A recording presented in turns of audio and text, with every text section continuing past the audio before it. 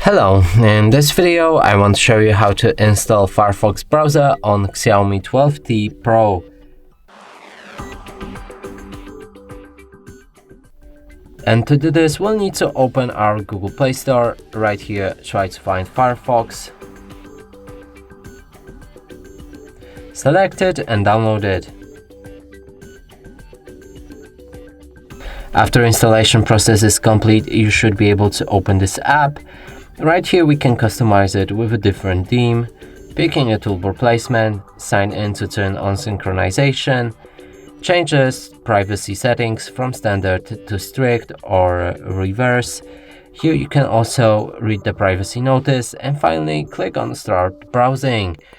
Now open a new website and as you can see it works perfectly. And that's it for this video. Hope you like it. Please consider subscribing to our channel, leave a like and a comment below.